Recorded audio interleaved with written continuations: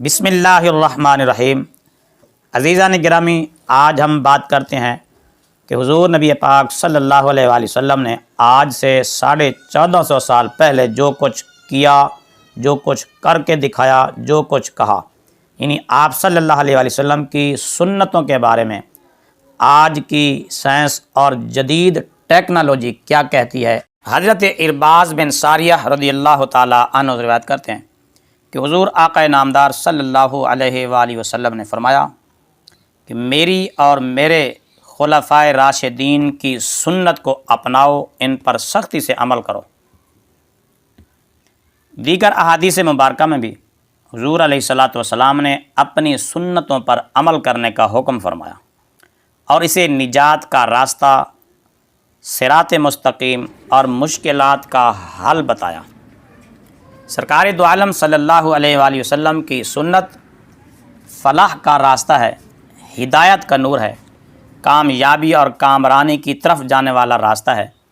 معرفت الہی کا خزانہ ہے، عاشقوں کے دل کا چین، بیماریوں سے بچاؤ کا ذریعہ،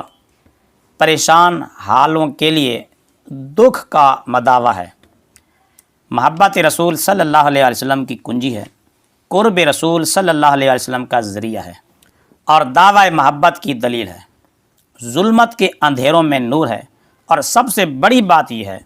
کہ سنت رسول صلی اللہ علیہ وآلہ وسلم اللہ تعالیٰ کی رضا کا باعث ہے۔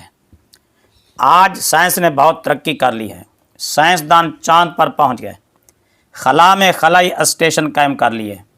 سمندر کا پیٹ چیر کر رکھ دیا، دریاؤں کی تہ تک پہنچ گئے، مواصلاتی سیارے بنا لیے، ایسے طیارے بنا لیے جو اتنے تیز رفتار ہیں کہ طیارہ گزر جاتا ہے، آواز کو پیچھے چھوڑ جاتا ہے، ایٹمی ٹیکنالوجی بنا لی، میزائل اور راکٹ بنا لیے، انٹرنیٹ جیسی چیز ایجاد کر لی، مگر میرے آقا و مولا صلی اللہ علیہ وآلہ وسلم کی سنتوں سے پیچھے رہ گئے۔ حضور آقا نامدار صلی اللہ علیہ وآلہ وسلم نے آج سے 1450 سال پہلے جو کچھ فرمایا تھا اس پر آج تحقیق ہو رہی ہے، اور سائنس اب اس نتیجے پر پہنچی ہے کہ مسلمانوں کے نبی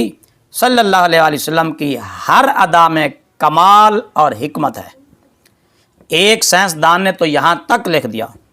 کہ مسلمانوں کو علاج کی کوئی ضرورت ہی نہیں۔ کیوں؟ اس لیے کہ ان کے نبی صلی اللہ علیہ وآلہ وسلم کی تعلیمات پر عمل